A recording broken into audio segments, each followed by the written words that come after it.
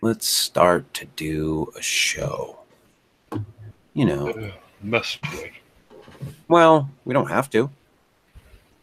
Okay. We can give up right now. All right. We gave up a long time ago. Might as well. Steve, you do notice, Richard, that the minute I mentioned us giving up completely, Steve was like, yeah, fuck yeah, let's do it. In. Yeah, fuck it. Yeah, I mean, I don't know how else to say it. That is pretty much wraps up, Steve's commitment to the show. It isn't true. Yeah. Well, mostly not true. Oh, come on now, Steve. It's kind of true. I give effort sometimes. How would you rate your effort? Like let's say we're giving you it because we're almost at the 5-year mark, Steve. Okay. So the audio. This is kind of like, what's that? We've got a problem with the audio. The chat room says they can't hear us. They can't hear us? No, they're not saying that. Only you are. Only Will says he can't. Okay, we're good. Sorry. We were good from the beginning. Why did you fucking interrupt me with this bullshit, Richard? Swamp Girl and Chubbs both said they couldn't hear us. Okay. Can everybody hear us now? Yeah. Okay. Are we good? Yeah. Can I go back to doing the show?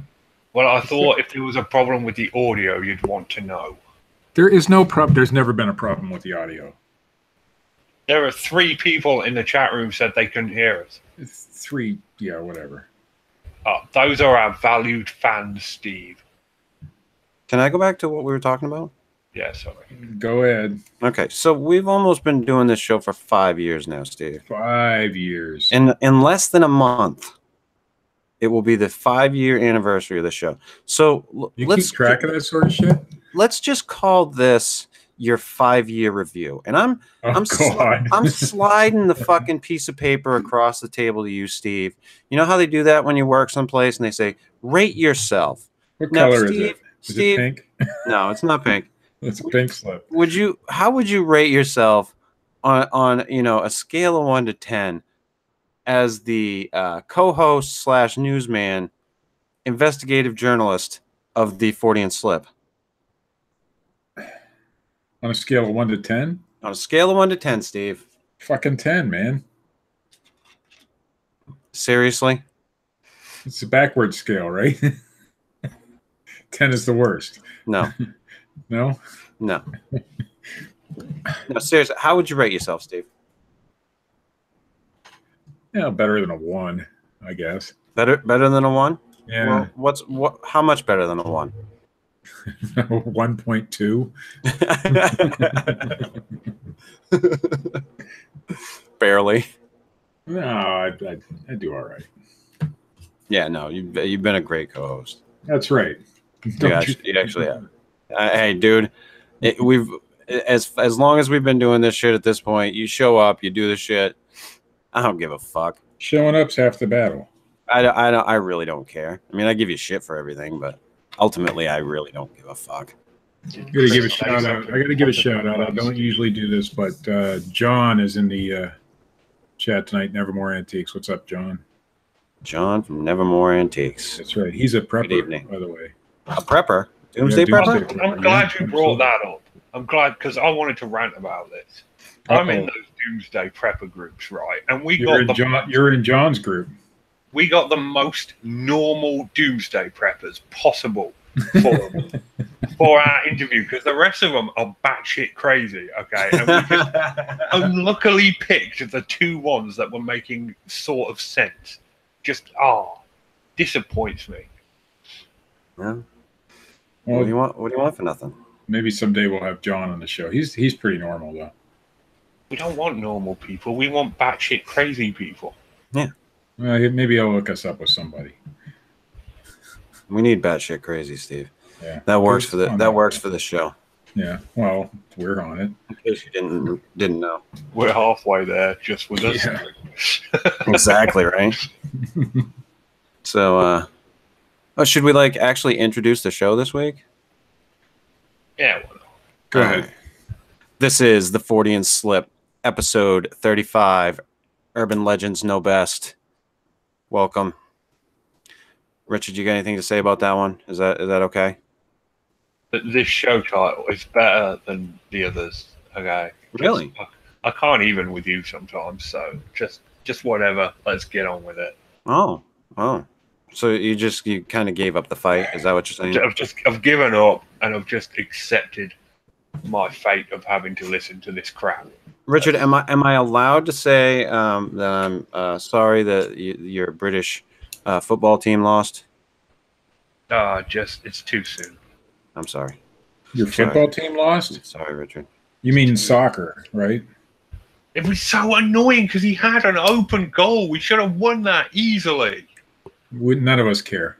Highest fucking paid footballer in the world, and he misses an open goal. We don't care. Jesus wept. Steve, you've just crossed the line, my friend. I did not cross the line. We are in the United States of America. Maybe Richard isn't, but we have to hear all the time about Trump's antics. Okay, it won't kill you to hear about soccer. Yeah, at least you called it the right thing this time. Oh, fuck your moose, Steve Alcorn. Wow. That's we don't have moose in Ohio. Okay. We do in Maine. Yeah. Well, fuck your moose then. Yeah, fuck Chris's moose. We'll just have to fuck Chris's moose. I mean, I don't have a moose. Like, I don't keep a moose. You sure? Yeah, no, there's no... I thought that's what people in Maine did. They just have pet moose. No, you don't raise them or anything like that. Oh. No, it's just... they just kind of live here, Steve. I see. Yeah. I don't run into them a lot. I have run into them before. Mm-hmm. So, I mean, they are. I was assuming that you can't walk down the street without seeing a moose. Well, that's probably more. Where I live, you don't see them a lot. I see. They're relatively rare. I've seen them down in this area once. When I was on the bus riding home, there was one in a wooded area, but. Other than that, I've heard of them down this way, but most of the moose that I've seen have either been in New Hampshire or in northern Maine. So well, there goes my whole idea of the state of Maine then. I mean, there is a lot of moose here, don't get me wrong. Oh, yeah. You just don't partake in the moose experience. Well, we don't raise them. Like, they're not on farms and shit. But you should. That'd be cool. They're pretty dangerous fucking animals, Steve. They're huge. Pet moose would be all right. What are we going to breed them like those little fucking cows? There you go. You're like fucking designer moose? Well, that would be cool. Designer moose. Make them like mini moose. You know, like mini moose? Like, you know, like those little pigs that you can have in your house, the pet pigs. I'm well aware of what you're talking about. Little pot-belly pigs. Make little pot-belly moose. That'd be cool. I want a pot-belly moose. There's something fucking wrong with you. There's a lot of things wrong with me. Number one is I've been doing this show for almost 5 years. Exactly. Less than a month, Steve. 5 years. Can you believe that shit? No. Did you think 5 years ago that this would last 5 years? No. Did you think it would last 5 episodes? Barely. Yeah. Honestly, I wasn't sure. I was very hopeful. And we're still not sure. Yeah. I was, but I knew getting into it that we were taking on subject matter and a position that was both were not going to be very well received. Right. I mean, for one, the paranormal, supernatural, Fortean, whatever the fuck you want to call it, aliens, conspiracy theories, it's very niche. And to take a skeptical viewpoint on it is even more niche, because then you're trying to get at people who are kind of into the stuff but don't really necessarily believe in it, or they want to believe in it but they have questions. And you're looking at a very unique subset, and not to say that it can't, you know, overflow into other areas that other people can't enjoy it, but it's just I always knew it was going to be a slow build. And it's didn't know how slow. Yeah, we just didn't realize it was going to be fucking doggedly slow. And you know, we do have our diehard regular people who listen every week. That's you right. know, that is the case, and they are from all over. But it's not a great many people. We do still enjoy doing the show, so we still do it. I mean, that's just the way that it is. But you know, to say that, you know, I think it would still be going on now. I hoped it would. Sure. But I didn't have any illusions about it. No, me either. You know, I didn't know whether or not you or Matt, because Matt was with us at the time, would still be here. And obviously we don't have Matt anymore. And I'm still trying to get him for the cult show. He's a pain in the ass to try and nail down. But I'm still working on that. I will let everyone know as soon as I know something. There you go. But I didn't know what you guys were going to do, like whether or not you were going to stick around. So fuck it, I'm done. You it's all over. Fuck it. I got to find another co-host. Yes. 5 years was the limit. Well, at least wait until after the 18th. Okay, I'll wait. Just think, you know, you get less for that for armed robbery. Yeah. Yeah. So I In some mean, cases less for murder. Seriously. Vehicular manslaughter. Yeah. I mean, I personally, I don't want to stop doing the show. I enjoy having the outlet. I enjoy, you know, poking fun at shit. I enjoy the subject matter itself. A lot of times I like going down a rabbit hole. So I'm not going to stop doing it. I mean, even if, you know, for some reason Steve and Richard were to dump out, I'd still try to find somebody else to keep doing it with. Don't stop believing, Chris. That's right. Don't stop believing. We're quoting Journey. That's where we're at. That's where we're at, man. That's right. What's a breen? It's a species from Star Trek. Okay. We've breened 5 of them so far. Oh, okay. So anyway. Urban legends that happen to be true. That's where we're going this week? That's where we're going. I thought we often talk about the unexplained. Let's talk about something that's unexplained but true. Well, wait, if it's not necessarily unexplained, it's like a strange thing, but it wound up being an actual thing. Yeah, it was unexplained, but became explained. Yeah, exactly. Okay. That's better. I like that. Yeah. Go. It's nice to talk about something that we can actually substantiate for once. Sink our teeth into, so to speak. Go, we're not crazy, this happened. Take it away, Richard. All right, so we'll start with the number 1 on my list, which is the legend of checking into a hotel, smelling a weird smell, and cooling downstairs, only to find there's a body under your bed.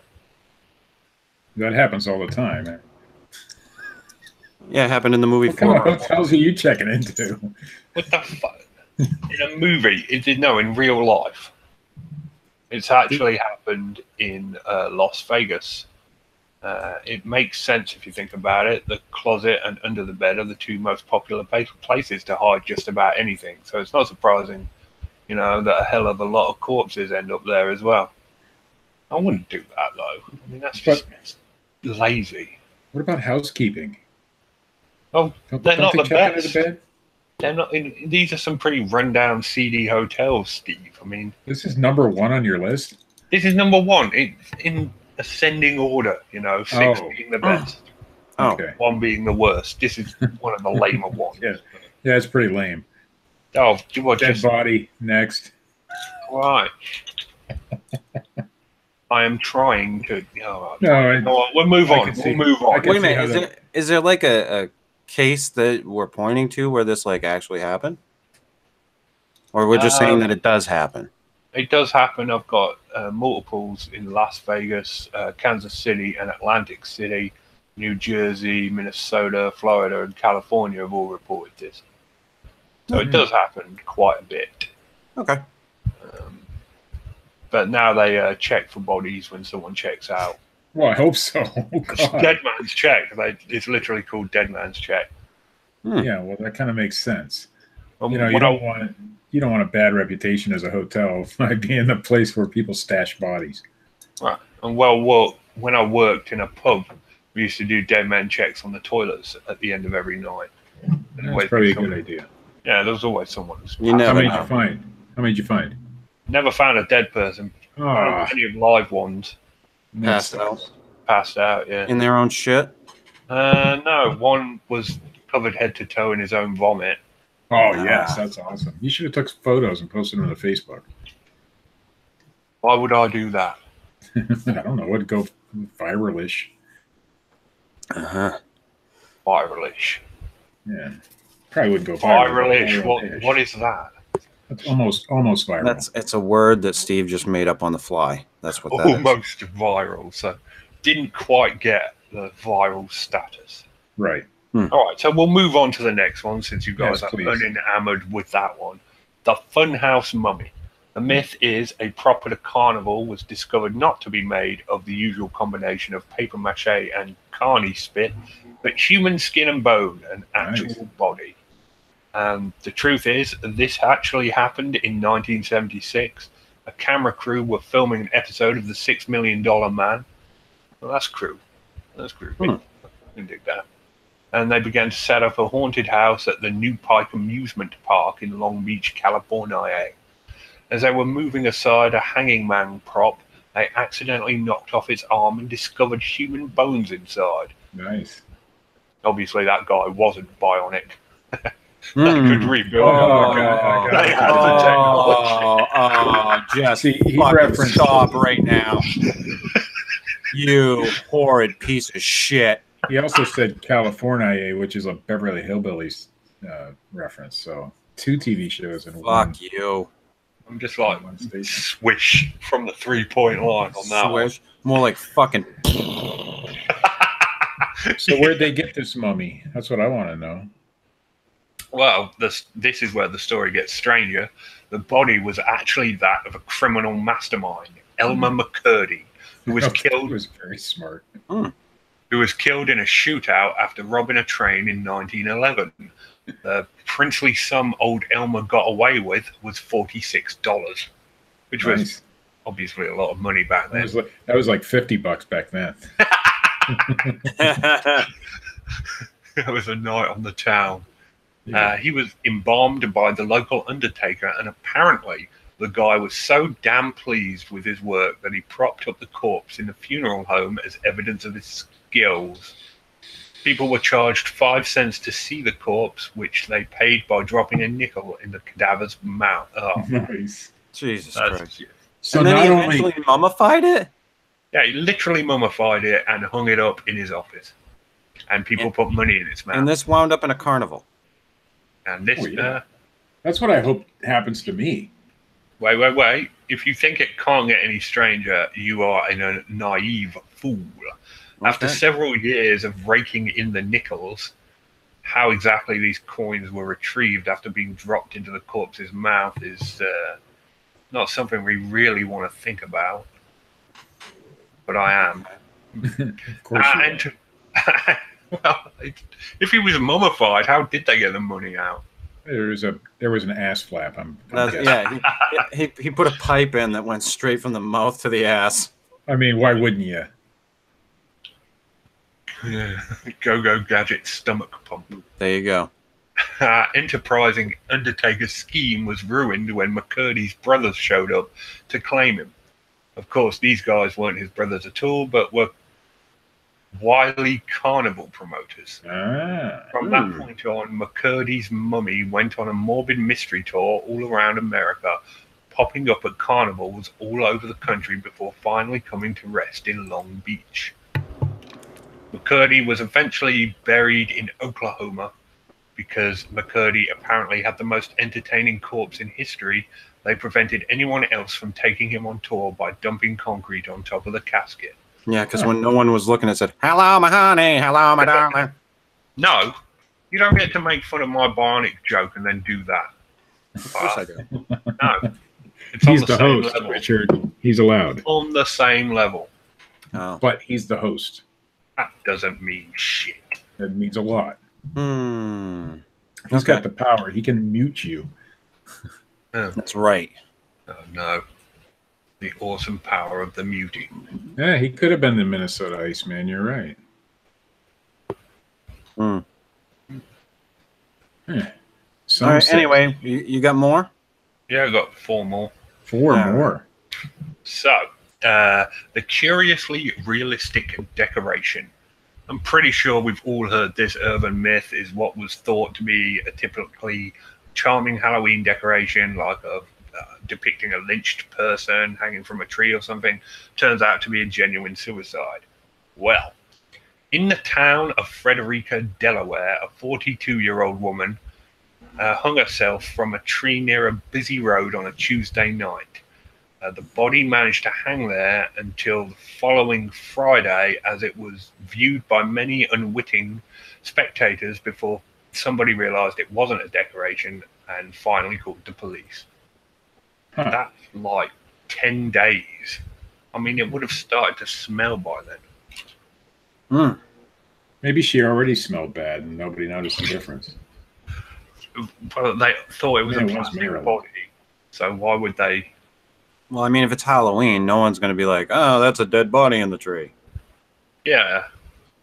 Was it Halloween? It was Halloween, yeah. Oh, then yeah, there you go. I have one of those out in my front porch right now. A dead person?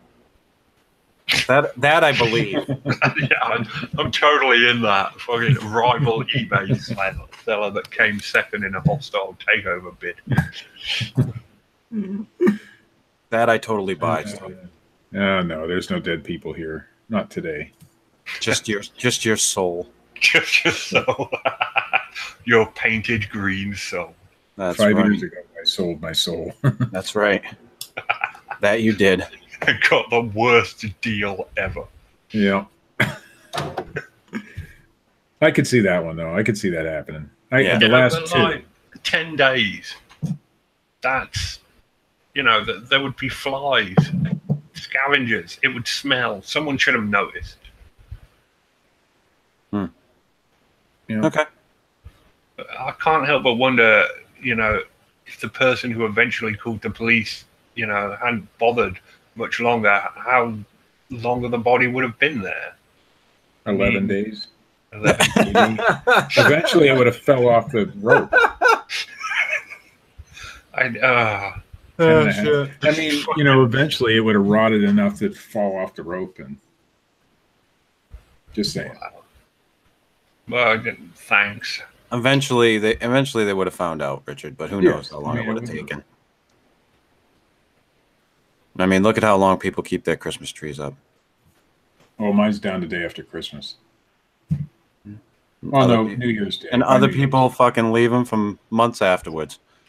So. Okay. What's next, Richard? Staying with Halloween, we have the urban myth that a teenager manages to provide the Halloween show with the ultimate finale. When pretending to hang himself in front of the audience, he actually hangs himself. Whoa. Every one of these have been about dead people. Well, they're the most common urban myths. So the kid is doing what now? He's hanging himself pretending? He's doing one of them, fake hangs, where you hook yourself by the back of the neck and, you've got a hook under your clothes, put the rope there. But it goes wrong and he actually hangs himself. But this has actually happened way more than one time.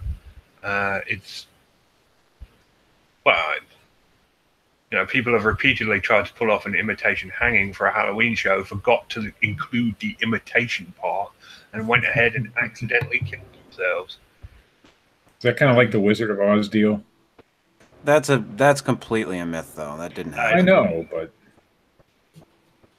so that one. I mean, But I remember hearing that all through my job. You ever see the freaking midget hanging?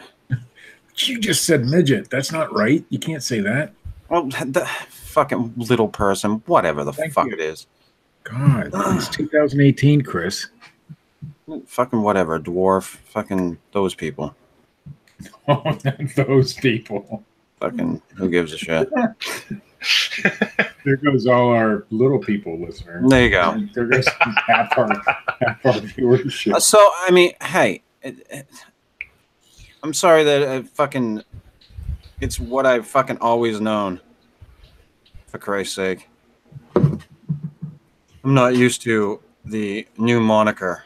I know, but just okay. So the little people, the little guy, the midget, if you will, in Wizard of Oz did not hang himself. So we're clearing that up on this show tonight. And I'm from I listen to Brad Williams, who is a quote unquote little person comedian, and he says midget's okay. So okay, well, as long as one says it's okay, it must be. That's right. It's completely. He's been given the authority to speak on behalf of his entire people. So. That's right. Yes, he is the. We better move on to the flagship, next myth. if you will. We better move on to the next myth before. So, in one instance, an entire working gallows was built for the show, where the victim was secured by a harness so that he'd just stop of actually being hung. Obviously, he didn't stop just short. He actually went the full way. I mean, that's commitment to the bit, though. Oh, yeah. Yeah. The kind of people that would do this is probably the way they would want to go. So, all right.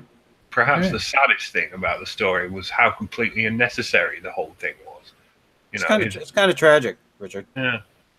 I mean, you could just wear a costume and shout boo, or do that old thing with the cut up fruit and the spaghetti in the sink and the dark room. Why do you need to actually hang yourself? And for our penultimate myth. This is the last one? Penultimate. I don't know what that means. The one before the last one. Oh. Sorry. Second to the last. Second to, yeah, okay. That's 3 words. I only said 1 word, but whatever. Second to last. It's a big long word, though, so it should count for more than one. I'm not sure that's how grammar works, Steve. That's how it works in my world. Yeah, I was just going to say. You do remember who you're talking to, right? Penultimate, let's go. Let's go. Penultimate myth. The legend.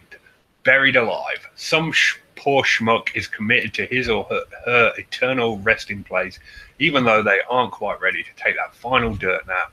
Scratch marks are later found on the coffin lid, along with other desperate signs of escape. This is actually my biggest fear. Oh, one of my mine too. I'm super claustrophobic. Yeah.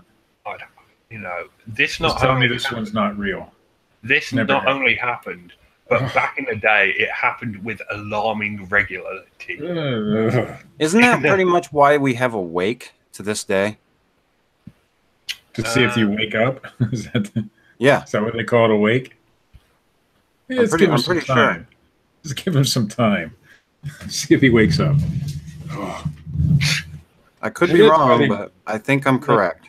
In some cultures, they have a funeral pyre and they burn you, and maybe that's the better way to go. I don't want to be buried alive. The serpent and the rainbow. God, that was stupid. Dr. Allen. That was the stupidest thing I ever watched in my life. Dr. Allen. Actually, I watched a terrible movie. Interview with a Vampire today, and that one was pretty. Yeah, I didn't care for it. You didn't like that, Steve? No, it was way better than long. Queen of the Damned. Yeah, much better. Listen, put that out there. I mean, books don't translate well to films. Not a lot. Generally, no. I mean, the only one I can think of that did was Jaws, and that's only because the book was terrible. Right. What if they make the book after the film? It's usually worse. Yeah, it doesn't work then either. No. You shouldn't cross the two genres. I mean, it definitely Not didn't work with 50 Shades of Grey. So maybe that's why the guy. Whoa. No. Oh, hold on, Steve. 50 Shades of Grey? Yeah, whoa. Did you read the books? Yeah. Isn't that like a girly thing? What's wrong with that? Oh boy. Oh, and dear God. then you proceeded to watch a film about it. I watched one film about it because I thought it was going to be a porno, and it wasn't. So that was the last. I heard the books are pretty racy, from what I understand. Yeah, but they're terribly written. I mean, it's really, well, of course they are. Really badly written. It's just like a romance novel on steroids, basically. I wouldn't even say on steroids. I'd say it's a badly written romance novel. Then why'd you read drugs, it? Then? I take an interest in literary. I mean, if someone says a book is good, I'll give it a shot. So did you read the whole series? I just read the first book, and that was it. There was probably a woman that says, "You got to read this," and he said, "Okay, honey." That's probably what it was. No. No. The only thing I've had to watch because my girlfriend was Pitch Perfect, and that's where I drew the line. That doesn't even sound good at all. It was horrible, Steve. It was horrible. I would have rather been tortured by CIA operatives in some Bolivian hellhole than watch another one of those films. Wow. It was just pure torture. Okay. So anyway, so back in the day, it happened a lot. In the late 19th century, William Tebb tried to compile all the instances of premature burial from medical sources of the day. He managed to collect 219 cases of near premature burial, 114 near premature. What? How can it be near? They wake up on like the autopsy table. Proofread these stories before you. Of course, I'm trying to, for this. 149 cases of actual premature burial, and a dozen cases where dissection or embalming had begun on a not yet deceased. That's just stupid. You'd notice the frickin' heart beating. Maybe not. Maybe not.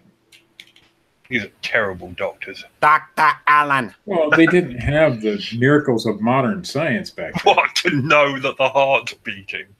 Well, you got to know the heart's beating. You got to cut it open. You got to cut the body open to see. I mean, they didn't. The body open, heart still beating. Oh shit, we're gonna get sued. Let's just no, finish him off. They didn't get sued back then. Not like they do. Worse, they got shot, didn't they? This is the late 19th century. Not if you were a doctor. You could get away with shit if you were a doctor. Dr. Allen? Now, this may seem ridiculous, but keep in mind that this was an era before doctors such as the esteemed, if you went to the doctor with the flu in those days, he'd likely cover you in leeches and prescribe you heroin to suppress your cough. Fucking right. And you're surprised that they screwed up a few times. The good old days, as they called them, Richard. Yeah. Their only method for here, have some opium and cocaine. If a person had died was to lean over their face and scream, "Wake up," over and over again. If you didn't react, they buried you. Wow. Wake up! Yeah, but they knew about pulses and heartbeats back then. Yeah, and breathing. Stuff the body needs to do to stay alive. They were prescribing cocaine and heroin. So what? Doctors weren't using it themselves? I don't see why they should still be doing that. So Freud wasn't a medical doctor, but he was using. Yeah, Freud was a coke-obsessed twat obsessed with his right, mother. I'm just saying, they weren't, on the top of their game back in those days. You get a bug bite, they fucking amputated your arm, that kind of thing. You've got one job, and that is to see if the person in front of you is alive or not. Even without heart monitors and stuff, that I can't believe you could cut open a living person. You'd have to be incredibly stupid. Okay. So are there any modern examples? No, not modernly. Well, but because nowadays they put you in the ground and they ain't gonna dig you up unless you have a court order. No, that's true. How did they know? What did they do? Just go around randomly digging people up to see who made it and didn't? Imagine so. I mean, this William Tebb character did a exhaustive research into it, and I suppose he did go around digging up. I wonder if that guy was buried alive. That would be quite ironic. It's wrong to laugh at that because I think that's quite amusing. No, it's not wrong. If only someone had read my research, he probably screamed as he clawed at the coffin lid. You know, it would be really ironic if he was buried alive after he did all the research. That would be. Yeah. I love that. That's a great fucking thing. But interesting thought, the concern over being buried alive was so real that the must-have hot ticket item for the wealthy and paranoid were safety coffins that allowed those inside to signal to the outside world, usually by ringing a bell or raising a flag of some type, should they awake 6 feet under. That is fucking hilarious. Yeah, ding, ding, ding, ding, ding, ding, ding, ding. I want a bell. I'm just saying. It's a really good way to be ambushed by a zombie, though. A cell phone with a good charge on it. You know, just run some electricity down there so I can keep it charged. Something to get me out of that hole. Wow. I don't want to be buried alive. Who does, Steve? I don't know. Maybe it's unhealthy to have that kind of fear, but that is, besides drowning, that is my biggest fear. Imagine that there are, opposites to claustrophiliacs. Claustrophiliacs really like enclosed spaces. David Blaine has been buried alive. Well, allegedly. David Blaine's done some fucked up shit. Yeah, but none of it's real. No, he's done a lot of shit that's real. You know, that he does a lot of stuff where he puts his body through some fucking shit. He was never in real serious danger, though. I lost interest in him where he did that hanging upside down thing to beat the world record, but he was allowed to take breaks. I was like, well, I could do that. It depends on how. Could you though? If you could take breaks, sure. No. Could you? Could I? Do you know for sure that you could? If I was allowed to take breaks, yes. I don't think that you understand what I'm saying. It's probably something that has to do with endurance and you have to be prepared for shit like that. And David Blaine does do some shit where he puts himself through, he puts his body through some shit. I think he encased himself in ice or whatever there. Was that one of them that he did? I can't remember all the shit that he's done. But anyway, like he's done some, himself. Yeah, he's done some weird shit. But I wonder, if you actually could, because even with the breaks, I think that's a lot of strain on the body. I suppose. Yeah. Better than Chris Angel. Yeah, oh God, fuck him. No one likes Chris Angel. I quit watching quote unquote magic after David Copperfield, so made the Statue of Liberty disappear. That's pretty impressive. I thought it was because of the Rape Island allegations. Oh, no. Don't be ridiculous. Steve was all in favor of that. Oh yeah, that's right. No, I don't even know what that is, but yeah. As long as he had sort of allegations against David Copperfield. Supposedly, David Copperfield. Well, he does have an island. And supposedly he was taking women there and allegedly raping them. Oh. And then saying that it was like magic. Yeah. Somebody else did it. But if he owned the island, then anything that happened on that island would fall under whatever laws he set. It depends on. I'm sure there would be a jurisdiction of somewhere. But so if you can't take somebody in your house. Own island. No, you own your own home. You can't take somebody in there and rape them. You're still under the obligation of the law. Yeah, but there's a difference between a home and an island, isn't there? I don't know what the deal was. All I can tell you is that there were allegations. I mean, no, don't get me wrong. Rafe is completely wrong, and he should have his dick cut off. But if in fact he's guilty, right? But the logistics of that are a little bit iffy to me. I mean, and that's one of the things that I have a problem with right now. With the whole, I mean, all someone has to do is say that you did something, and then all of a sudden you're a piece of shit. And whether or not you've been through the legal system or you've been proven innocent or guilty or whatever, you're automatically guilty in the eyes of the public and in the media, and it's disgusting. I mean, I'm not saying that I'm for bashing the victims or anything like that. It's just we need to understand that people lie, and not everyone tells the truth about shit. So before we jump to conclusions, why don't we try to find some shit out first? In the case of the Harvey Weinstein, though, it's actually on tape, him doing that. Yeah, no. And I'm not saying like, hey, if there's stuff out there, so be it. But there's a lot of this stuff where it's just he said, she said, or he said, or whatever,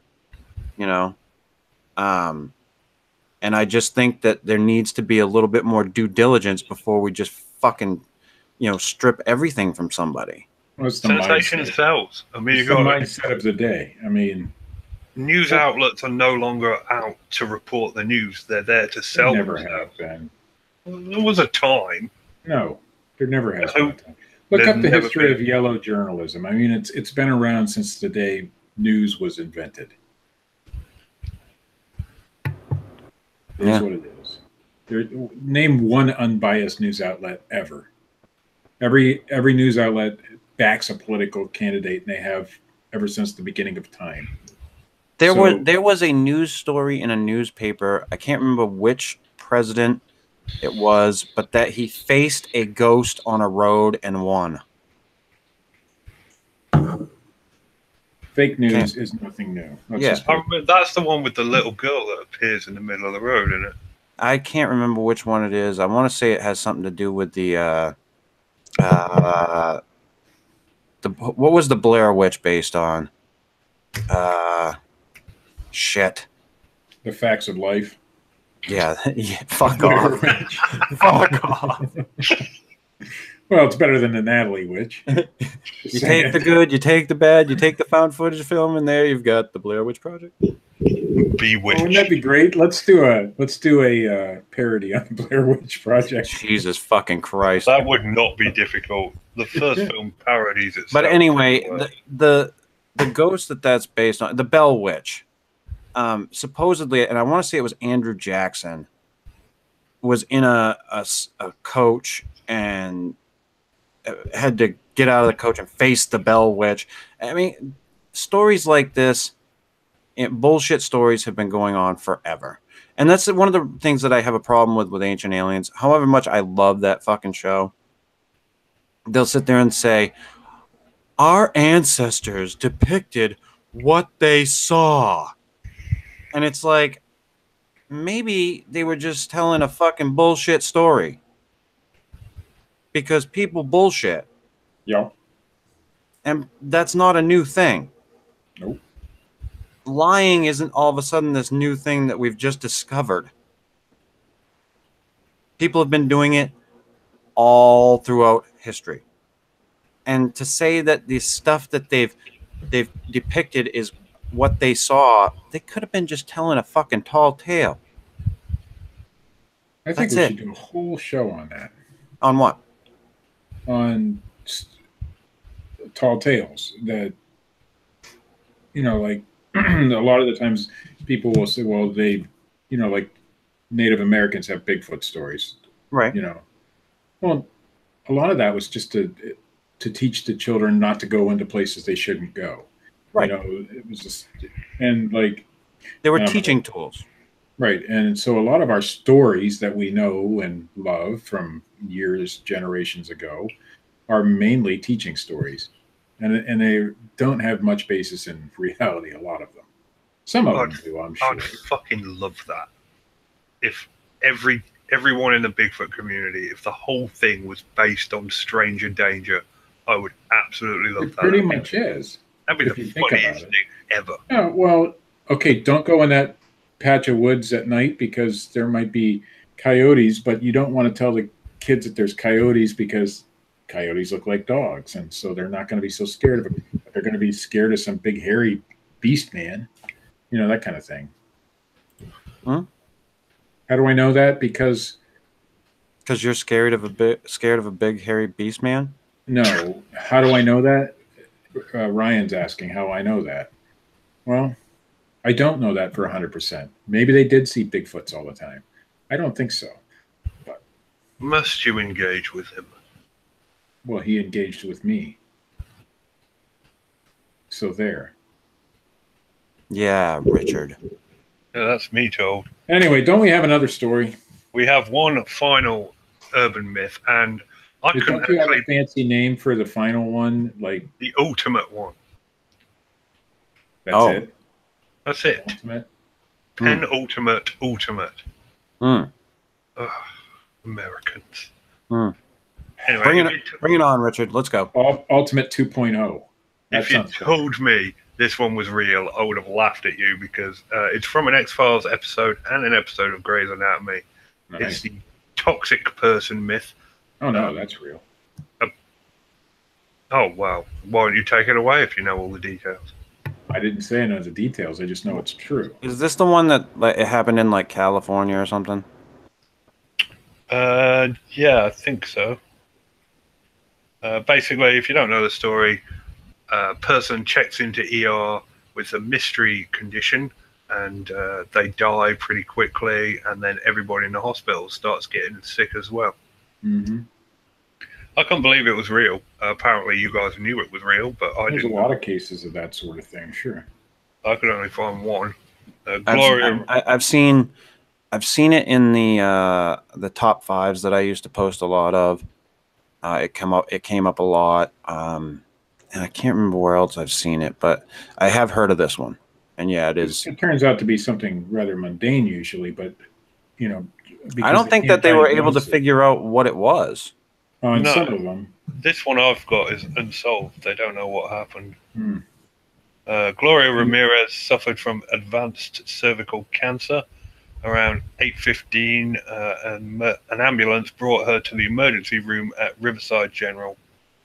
Confused and disorientated, she was showing signs of tachycardia and Shen stroke respiration. What's tachycardia, Richard?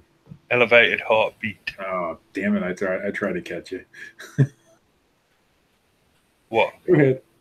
I didn't know you. I didn't think you knew what that meant. I thought you were just reading the wiki article. I'm not reading. You know what? I'm not. No. You know what? I do actual research, Steve. Okay, I do. I look into this stuff. I used to. When I read it out, I act like it's the first time I'm reading it, so it's fresh for the show.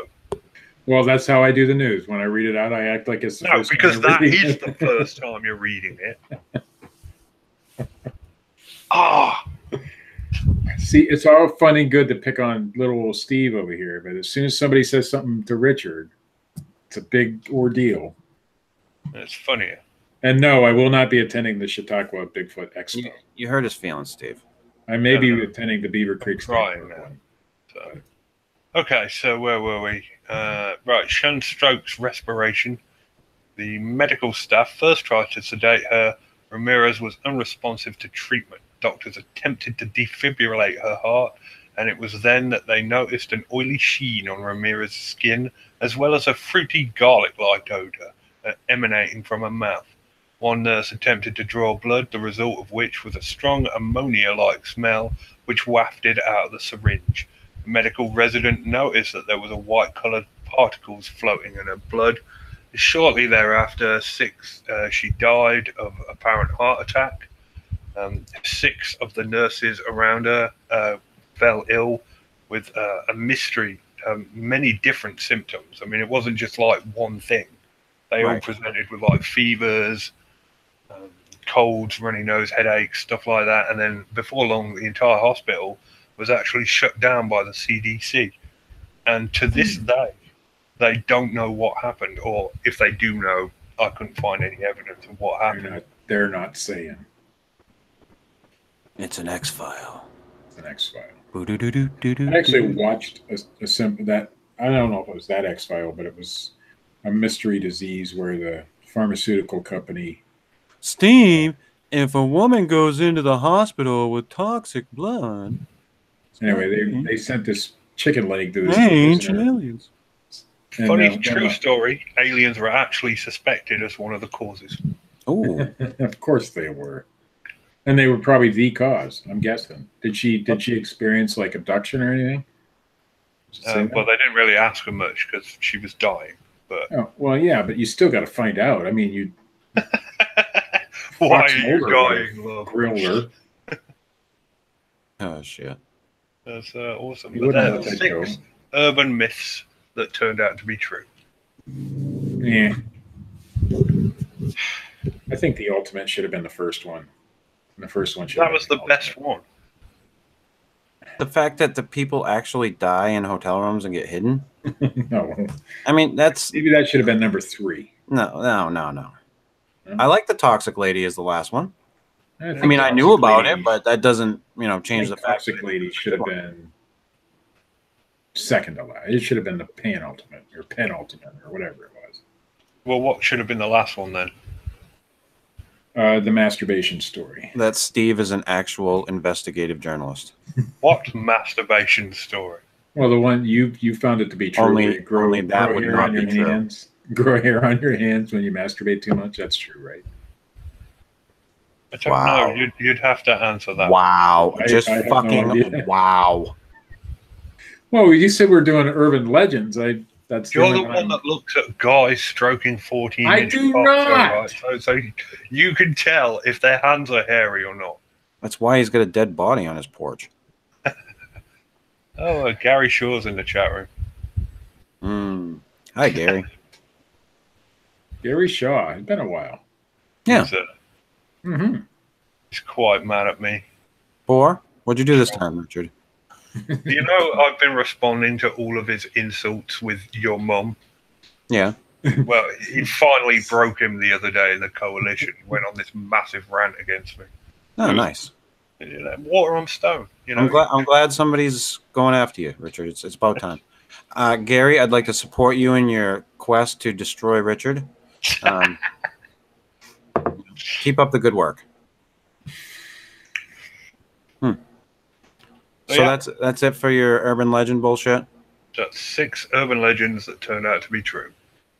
Great. That's fucking awesome. What are we going to do next week, Richard? What are we going to do next week? We could finally do my urban video games myths one. You're just going to keep pimping that, aren't you? He likes the urban stories. I'm going to keep pimping that because that's something I like, and it's Fortean-ish. No, it isn't. It's video games. There's one about a ghost and one about theme music that kills you and government testing and, psychological death. Time slip stories. If the government wanted to influence a whole generation of people, video games would be the way to go. What's a time slip story? I don't know. Oh, if like somebody loses time or... Oh, yeah. Yeah, we could do that. Yeah, that's a possibility. Possibility? That's definitely a possibility. We've done the Slender Man to death, Swamp Girl. Yeah. No, she said the Slim Man. I'm still bummed out that HBO kind of put the kibosh on their documentary on that. I don't know why. Yeah, I don't know why either. I mean, people have been killed over it. If anything deserved a documentary. Yeah, maybe that's why. Maybe they put the kibosh on it because that's still a sensitive subject to some people. Oh, piss off. Well, when has the fucking media ever cared about that? Let's do a mermaid episode. Mermaids? Yeah, mermaids. We could. There are no mermaids. The end. There you go. That's the end of that episode. Woo, I would like to know where that legend comes from, though. Where Manatees. Mermaids originate. Manatees don't look anything like beautiful women. That's where the legend originates. Well, what were these guys like? Horny and just thought anything that moved back like in the day on those wooden ships, you were out at sea for years. I imagine like rocks started to look like women. All right. Unless they were fucking each other, which is a possibility. Well, they probably were.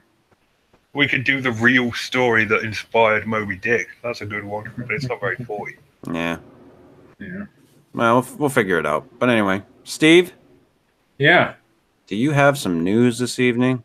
Oh, yeah, but I forgot the news theme. Oh. I haven't figured out how to get it to go through the Hangout yet.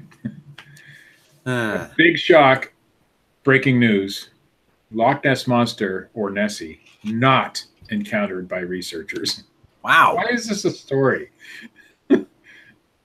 We're living the generation of fake news, Steve. It's the way things are. That's right. Fake news, Steve. An international research. Oh, this is from one of Richard's BBC news things. Okay. UK stuff again. All right. An international research team says it did not encounter the Loch Ness Monster. Duh. Surprise! The scientists took water samples at various depths throughout the loch, collecting all forms of DNA present in the water for further analysis. While they did not come face to face with Nessie, they suggest there may be a biological explanation for it. Samples were taken from around the loch and from up to 200 meters down, which is 656 feet. I did the math in my head. Oh. 200 meters, approximately 656 feet. The team consisting of researchers. I don't believe you, by the way. The universities of Otago, Copenhagen, Huff and the Highlands and Islands. That's a weird name for a university. Did the work between the 2nd and the 16th of June. There is speculation that new species of life, particularly bacteria, could be discovered through the DNA analysis, as well as evidence of invasive species such as the Pacific salmon. The project has attracted international media attention, even though they didn't find Nessie. Professor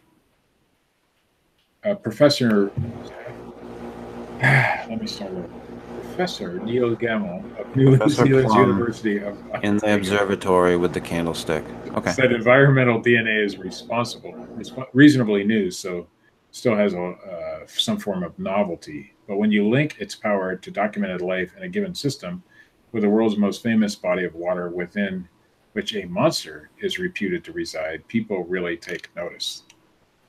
Meanwhile, fans of Loch Ness Monster can see a digital version of her and her baby swimming in the River Ness in Inverness using a new app. You can get this app that shows you a digital version of Nessie and her baby. I need the app. Anyway, so they tested for a species that they don't know whether it exists. How are they going to know if they had the DNA or not? That's what I want to know. I can't explain that, Steve. This one, I don't know if we have anybody from Western New York in the chat room tonight, but Whitehall, New York, a small town in upstate New York. This is from Fox 8, myfox8.com, by the way. Whitehall, New York, which is isn't that the hometown? New York State, home to stupidest Bigfoot researcher by any chance. Whitehall, isn't that? I know Steve Coles has been there a few times, or maybe even lives there. I don't recall. A small town in upstate New York has adopted Bigfoot as its official animal. The Whitehall Times reported that the Whitehall Village Board passed the resolution unanimously last Tuesday, adopting the beast as its animal. Unanimously, huh? It was unanimous, yes. I wonder if Ryan's on the board. The last Saturday of every September should also be known as Sasquatch Appreciation Day. The last Saturday every September, Sasquatch Appreciation Day, according to the resolution. Great. The village board adopted Sasquatch. We've accepted an animal that no one else accepts. The resolution came from Dave Mulliner, who the Albion Times Union reported is a member of the Bigfoot Tourism Council. Go figure. Trustee Mike LaChapelle said the resolution is good publicity, while another trustee, George Armstrong, says, it can't hurt. Next week, they'll be announcing that they have found a unicorn. So Claudia should move to New York. Yeah. Now she has a basis of a lawsuit because they've, at least in Whitehall. Huh. There you go, Steve. She can sue the town of Whitehall. Boom. I've just solved the entire issue. Everything's perfect now, Steve. Do it, Claudia. Don't think she listens anymore. Huh. I wouldn't if I were her. The Daily Star. This is from the Daily Star. She's a Johnsonite now. Oh. Nuh-uh. Another one lost. Another one bites the dust. Police helicopter circles a UFO above Los Angeles in a bombshell clip. Bizarre footage has emerged at the moment a police helicopter circled a UFO several times. The clip, recorded in Los Angeles, California, was captured by a local resident after he heard a loud noise outside his house. Tom, no last name, who filmed it, revealed he then pulled out his phone after spotting something unusual being tracked by the LAPD. But he said they were circling nonstop for like 12 minutes. It caught my eye. I thought they were looking for someone, but when I walked outside, something stood out that they were circling. I can't really tell what it was. It sounds ridiculous, but it looked like a craft with 2 windows on it. The video was shared on YouTube channel. You guys ready for this? Third Phase of Moon. Oh, A reputable YouTube channel where it has racked up more than 14,000 hits. Better than Dark Side of the Moon. Mm-hmm. Third Phase of the Moon, I think, is the most reputable news channel out there for UFO and UFO-related events. Are you sure? No, not at all. They suck. Like Thinker Thunker was to Bigfoot. No, worse. Fuck. Oh, yeah. Third Phase of Moon has been busted so many times in hoaxes. And one comment read, wow, surprised the military didn't show up or the government, but there is many things we as the citizens are not being told. Another claimed the UFO is probably staying still, because in the clip it was staying still. The UFO is probably staying still because it's afraid of the helicopter. That's the quote. If I was an alien captain on a technologically advanced starship, I would be extremely afraid of what is essentially a flying screw. It would be like witchcraft. Yeah, I could see that. Came from millions of light years away and sees a helicopter and gets scared because that's what happened. Anyway, that, gentleman, is the news. That's all of it? That is it. Wow. Good times. So what do we do next week?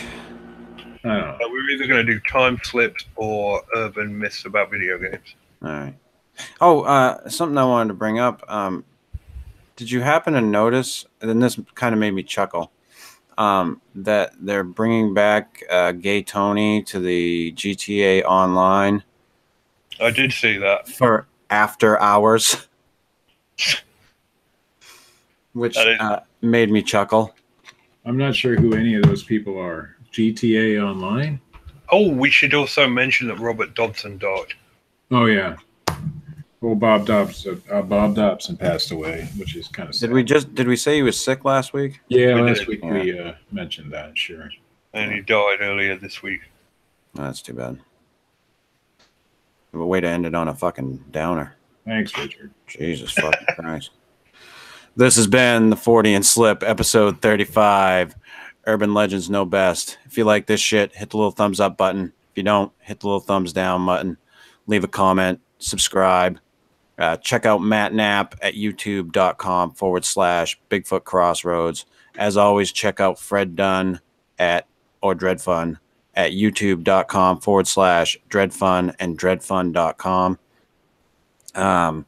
if you guys haven't checked it out, on the Fortean Slip like page, I posted a statue that Gene St. Jean did of the Beast of Bray Road, which came out awesome. I liked it a lot, so I posted that to the Fortean Slip page. Check out Richard's comic strip on Facebook, Bigfootin' with Keith and Colin. And as always, check out Parabreakdown, youtube.com/Parabreakdown. And if you know Phil, send him some love. His son is recovering, but got hit by a car and had some shit going on. So send some love out to Phil. But other than that, we will be back next week with some type of a show. Unless the FDR shuts us down. That's right. See ya!